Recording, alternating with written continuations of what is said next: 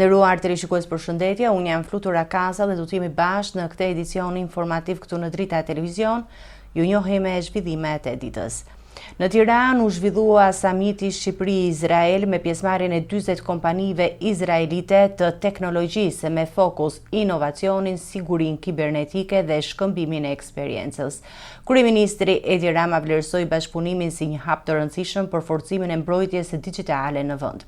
Ai tha se ndihma izraelite dhe partnerëve ndërkombëtar kanë qenë vendimtare në përballimin e sulmeve kibernetike ndaj sistemeve shqiptare. Shqipëria ka mirëpritur në një samit të posaçëm teknologjik një delegacion prej 40 kompanish izraelite që operojnë në fushën e inovacionit, teknologjisë dhe sigurisë kibernetike, në një përpjekje për të dhëduar bashkëpunimin mes dy vendeve. Për kryeministrin që përshëndeti samitin, prania e kaq shumë izraelitëve, pa llogaritur faktin që janë profesionistë shumë të mirë, është suksesi i parë që kanë arritur organizatorët. Sa më shumë që e njoh Izraelin, aq më shumë e kuptoj që të bësh bashkë kaq shumë izraelit nuk është diçka e lehtë, edhe pse miti thotë se ju jeni gjithmonë të bashkuar. Në hapje të aktivitetit, kryeministri Rama vlerësoi praninë e kompanive dhe ekspertëve izraelit si një tregues i rëndësishëm të partneritetit mes dy vendeve, duke theksuar se bashkëpunimi në këtë fushë ka sjellë rezultate konkrete për Shqipërinë. Ne ishim shumë të kënaqur kur pam në atë moment që Izraeli u sodh si mik dhe na ofroi ndihmë. Fal kësaj ndihme dhe miqve tanë shumë të dashur nga Emiratet, plus disa ekspertëve nga Shtetet e Bashkuara të Amerikës, i mbijetuam këtij sulmi. Sot mund të themi me krenari që kemi një nivel krejt ndryshëm të mbrojtjes kibernetike dhe njëherë faleminderit bashkëpunimit me Izraelit dhe me talentet izraelite. Në fund fjalës së tij Rama përcodhi dhe një mesazh për marrëdhëniet historike mes shqiptarëve dhe hebrejve. Mos harroni kurrë që për hebrejt Shqipëria është shtëpi. Çfarëdo mund të mendojnë shqiptarët për tema të ndryshme, politika të ndryshme, qeverinë tuaj, ka një gjë që është e sigurt dhe ambasadori mund t'ua garantojë se s'ka antisemitizëm në Shqipëri dhe hebrejt janë gjithmonë të mirëpritur, përfundoi kryeministri. Në fund të deklaratës së tij, Rama theksoi dhe rritjen e ndjeshme të turizmit, duke përmendur se numri vizitorëve në Shqipëri është rritur ndjeshëm vitet e fundit, ku një rol të rëndësishëm ka luajtur dhe hapja e linjave ajrore direkte me Tel Avivin.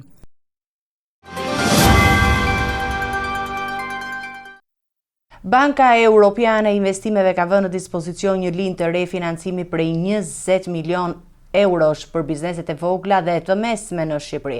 Marrëveshja u nënshkrua në Tiranë në praninë e kryeministrit Edi Rama dhe drejtuese së Bankës Europiane të Investimeve Nadia Calvino.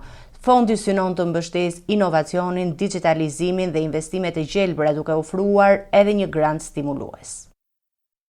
Një linjë rifinancimi për 20 milion eurosh është hapur për bizneset e vogla dhe të mesme në Shqipëri me fokus në inovacion, digitalizim, teknologji dhe investime të gjelbra. Marrëveshja u firmos këtë të martë mes Bankës Europiane të Investimeve dhe një banke të nivelit të dytë në Shqipëri, duke parashikuar edhe një grant mbështetës të masën 10%. Në ceremoninë e nënshkrimit ishte i pranishëm kryeministri Rama, i cili e cilësoi këtë linjë financimi jo vetëm si mbështetje ekonomike, por edhe si një mundësi për rritjen e kapaciteteve dhe dijes së sipërmarrjes shqiptare. Për ne është shumë e rëndësishme nevoja për të bërë gjithçka të jetë mundur për të mbështetur të gjithë ata njerëz që e besojnë sipërmarrjen e lirë dhe ndërmarrjeve të tjera të vogla e të mesme. Ndërmarrjet e vogla dhe të mesme janë partnerët tanë më të rëndësishëm në krijimin e vendeve të punës. Në Tiranë ishte gjithashtu presidentja e Bankës Europiane të Investimeve Nadia Calvino, e cila e vlerësoi bashkëpunimin me Shqipërinë dhe vendet kandidate për anëtarësim në Bashkimin Evropian. Me këtë nënshkrim vërtetojmë angazhimin tonë ndaj biznesit të vogël dhe të mesëm që janë në fakt zemra e ekonomisë së një vendi. Gjatë 10 viteve të fundit, afro 20.000 sipërmarrës të tillë kanë përfituar nga financimi ynë së bashku me bankat vendase. Për ne, vendet kandidate si Shqipëria nuk janë thjesht kandidate, por partnere, sepse do të jenë aksioner të ardhshëm të Bankës Europiane të Investimeve. Nga ana e tij, kryeministri Rama theksoi orientimin e Shqipërisë drejt Bashkimit Evropian, duke deklaruar se për vendin nuk ekziston alternativë tjetër përveç integrimit. Ai e përshkroi Bashkimin Evropian si objektivin kryesor politik dhe institucional të vendit, duke e lidhur këtë proces me forcimin e shtetit të së drejtës dhe zhvillimin ekonomik afatgjatë. Kryetari i Partisë Demokratike Sali Berisha ka akuzuar qeverinë për korrupsion të thellë në fushën e prokurorimeve publike, duke u referuar të dhënave nga platforma Open EU Tender, ai pretendoi se në Shqipëri nuk fitojnë kompanitë europiane tendera me vlera të mëdha. Berisha akuzoi gjithashtu rritjen e procedurave sekrete në disa institucione shtetërore.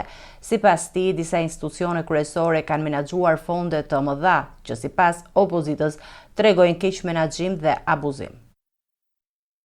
Kryetari i Partisë Demokratike Sali Berisha ka vijuar akuzat ndaj qeverisë në mënyrën e menaxhimit të prokurimeve publike, duke cilësuar këtë sektor si një nga pikat më problematike të korrupsionit në vend. Deklaratat e tij vijnë një ditë pas qendrimeve të kryeministrit Edi Rama, i cili tha se Shqipëria është ndër vendet lider në fushën e prokurimeve publike dhe po vlerësohet pozitivisht në nivel ndërkombëtar. Berisha, duke u referuar të dhënave nga platforma Open EU Tender, pretendoi se në Shqipëri nuk rezulton asnjë kompani nga Bashkimi Evropian që të ketë fituar tendera me vlerë të konsiderueshme. Ky tregues thot se mafia shqiptare, qeveritare shqiptare, në ligjin e mafjes dhe jo ligjin shqiptar dhe ndërkombëtar, nuk lejon asnjë kompani europiane të fitojë qoftë dhe një tender në Shqipëri. Qeveria, narkoqeveria Rama, është rasti vetëm ku në listën e kontraktorëve për tendera me vlerat konsiderueshme nuk ka asnjë fitues kompani nga vendet e Bashkimit Evropian apo kompani prestigjioze. Një tjetër pikë ngritur nga Berisha lidhet me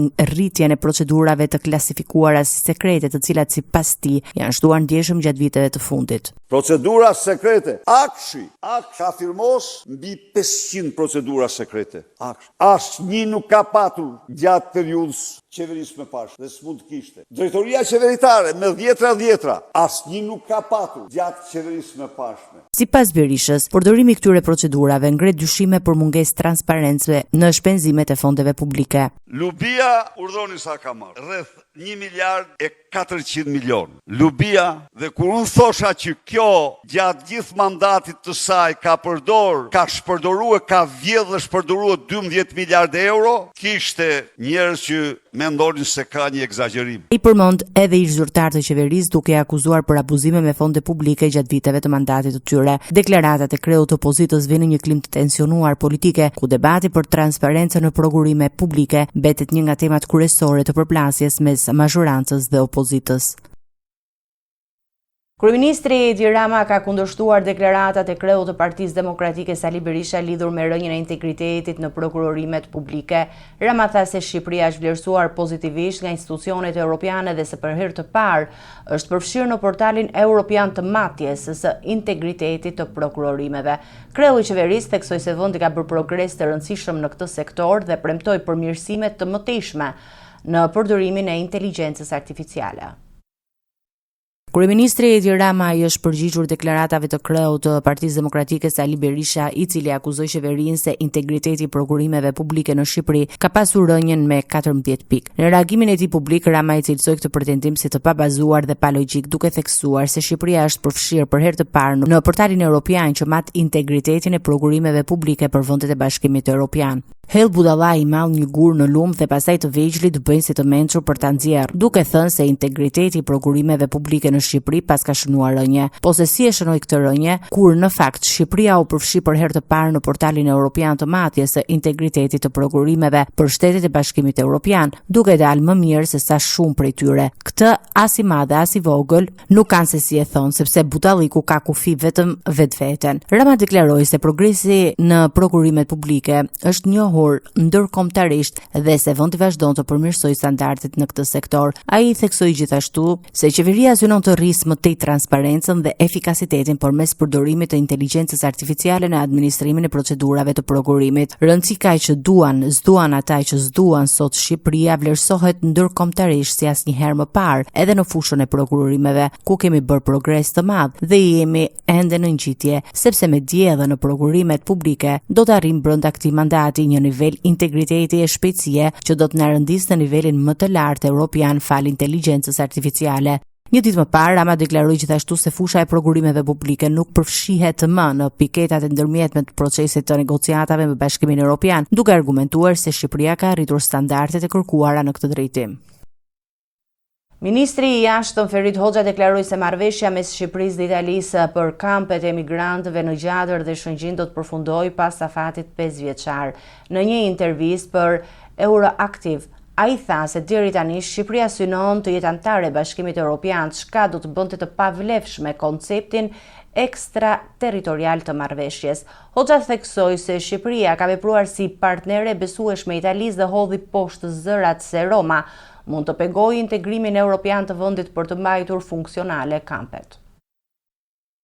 Marrëveshja mes Shqipërisë dhe Italisë për strehimin e migrantëve në kampet e Gjadrit dhe Shëngjinit nuk do të ketë zgjatje për te afateve 5 vjeçar të parashikuar në dokumentin fillestar. Këtë e bëri të ditur ministri i jashtëm shqiptar Ferit Hoxha në një intervistë Euroactiv gjatë qëndrimit të tij në Bruksel. Hoxha deklaroi se marrëveshja ishte konceptuar për një periudhë 5 vjeçare dhe se deri në përfundimin e saj Shqipëria synon të jetë pjesë e Bashkimit Evropian. Sipas tij, në momentin që Shqipëria antarësohet në BE, territori shqiptar nuk mund të konsiderohet më ekstraterritorial për qëllimet e marrëveshjes me Italinë. Ministri theksoi se Shqipëria ka treguar besimshmëri si partnere e Romës, duke mos u tërhequr nga marrëveshja edhe përballë debateve dhe sfidave ligjore që ajo ka shkaktuar. Ai kujtoi gjithashtu deklaratat e kryeministrit Rama, i cili e ka cilësuar bashkëpunimin me Italinë si një partneritet ekskluziv mes dy vendeve. Ferit Hoxha hodhi poshtë edhe pretendimet se Italia mund të frenojë mbështetje për integrimin evropian të Shqipërisë me qëllim mbajtje në funksion të kompanive të emigrantëve. Sipas tij, ndihma që Shqipëria i dha Italisë në menaxhimin e migracionit është një akt solidariteti që nuk mund të harrohet. Marrëveshja mes dy vendeve parashikohet që në përfundim të afateve 5 vjeçar, pala italiane të rikthej zonat e përdorura nën administrimin shqiptar, pa kërkuar kompensim për investime apo përmirësimet e kryera gjatë kësaj periudhe. Po ashtu, dokumenti përcakton se Italia merr përsipër largimin nga territori shqiptar të gjithë emigrantëve të strehuar në këto kampe pas përfundimit të marrëveshjes.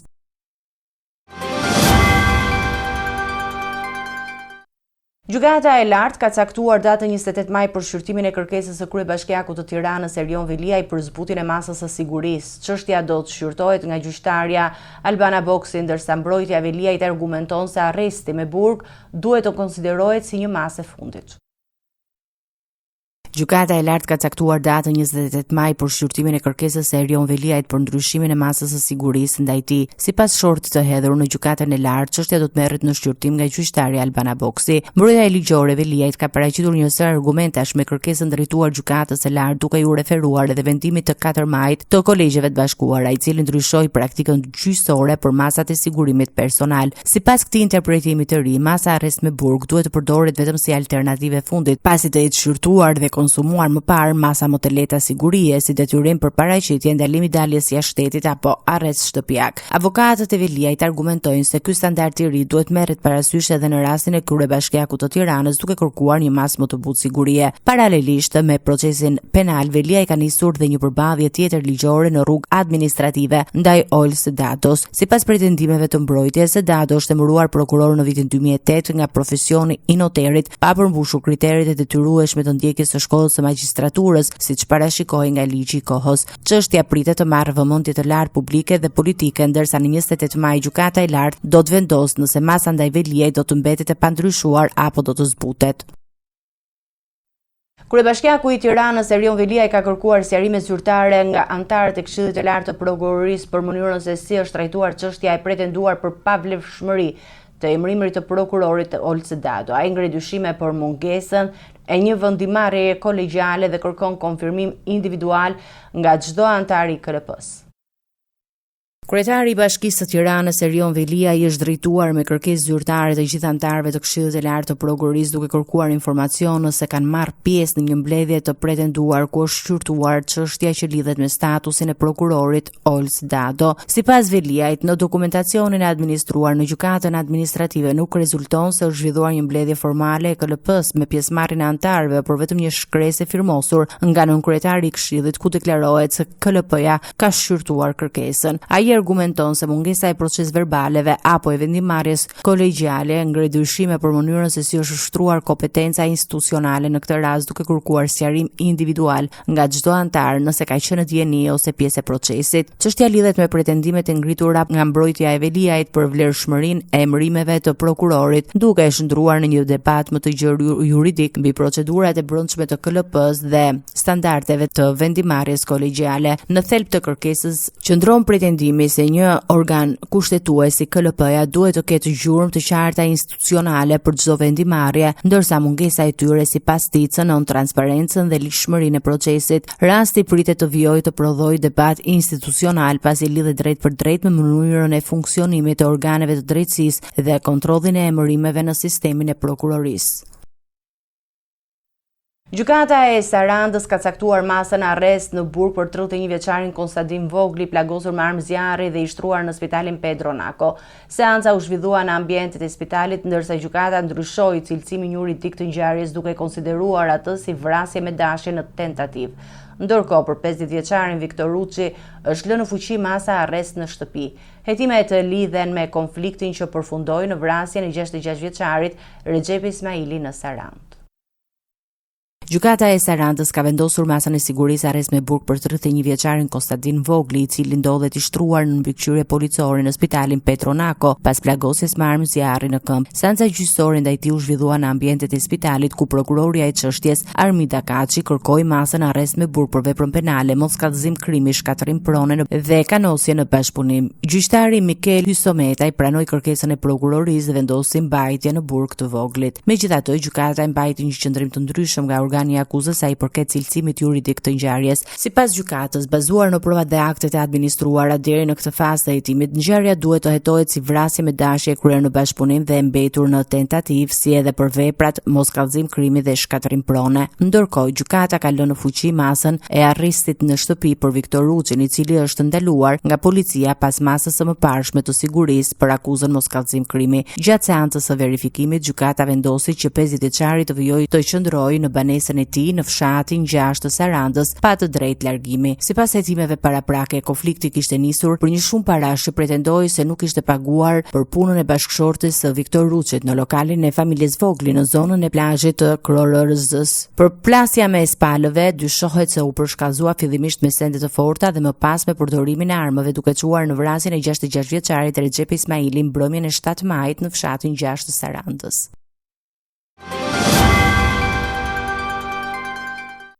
Të dhënat më të fundit të Instat tregojnë një rënje të mëtejshme të popullsisë shqiptare me më shumë vdekje se sa lindje gjatë 3 muajve të parë të vitit. Shtesa natyrore rezulton negative me 368 persona, duke sinjalizuar vijim të tendencës së kurrjes demografike, ndërsa Tirana mban nivelin më të lartë të lindjeve.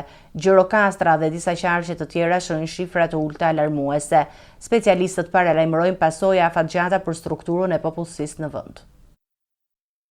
Të dhënat demografike të publikuara nga Instat tregojnë se popullsia e Shqipërisë po vijon të përballet me kurrje si pasojë e numrit më të lartë të vdekjeve krahasuar me lindjet gjatë 3 mujorit të parë të vitit. Sipas statistikave zyrtare, janë regjistruar 5146 lindje dhe 5514 vdekje, duke krijuar një shtesë natyrore negative prej 368 personash. Kjo tregon një prirje të vazhdueshme të rënjes së ritmit natyror të rritjes së popullsisë. Tirana rezulton qarku me numrin më të lartë të lindjeve, ndërsa Gjirokastra mban shifrën më të ulët, duke reflektuar diferencat të theksuara mes rajoneve të vendit. Të dhënat tregojnë gjithashtu se 11 qarqe kanë shënuar rënje të lindjeve më të theksuara në qarkun e Dibrës, ku ulja arrin në rreth 40%. Për gjithë vitin 2025, Instat raporton një balancë të ngushtë mes lindjeve dhe vdekjeve, me një epërsi të lehtë të lindjeve në nivel kombëtar, por me prirje të qarta ndrejt kushtimit të këtij diferencimi. Sipas gazetarëve dhe analizave të publikuara, këto tregues konsiderohen alarmues për zhvillimet demografike të vendit në vitet e ardhshme, duke sinjalizuar sfida për tregun e punës dhe strukturën sociale të popullsisë.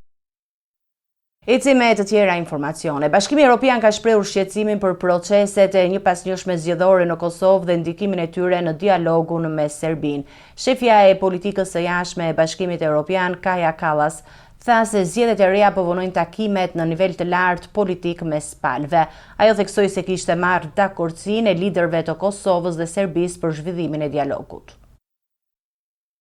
Bashkimi Evropian ka ngritur shqetësimin për ndikimin që po sjellin proceset e shpeshta zgjedhore në Kosovë, veçanërisht në raport për dialogun për normalizimin e marrëdhënieve me Serbinë. Përfaqësuesja e lartë e BE-s për politikën e jashtme dhe sigurisë, Kaja Kallas, deklaroi se zgjedhjet e reja në Kosovë po shkaktojnë shtyrjet e procesit të dialogut në nivele të larta politike mes Prishtinës dhe Beogradit. Në deklaratën e saj para takimit me ministrat e jashtëm të vendeve të Ballkanit Perëndimor dhe Europës, Kallas tha se kishte siguruar më herët dakordsinë e liderëve të dyja vendeve për zhvillimin e një takimi në kuadër të dialogut. Megjithatë, sipas saj, afrimi i zgjedhjeve të reja në Kosovë ka bërë që ky proces të shtyhet edhe një herë duke krijuar vonesa në përparimin e negociatave. Kallas theksoi se Bashkimi Evropian po vazhdon të punojë me dy palët për zbatimin e marrëveshjeve të arritura deri tani në kuadër të dialogut Kosovë-Serbi. Përveç ndikimit në dialogun politik, njohës të çështjeve europiane vlerësojnë se situata e brendshme politike dhe ciklet e vazhdueshme zgjedhore po ndikojnë negativisht dhe në ritmin e integrimit evropian të Kosovës. Sipas tyre, vonesat institucionale dhe mungesa e stabilitetit politik rrezikojnë të ngadalsojnë avancimin e vendit në raporte me reforma dhe proceset që kërkohen nga Bashkimi Evropian.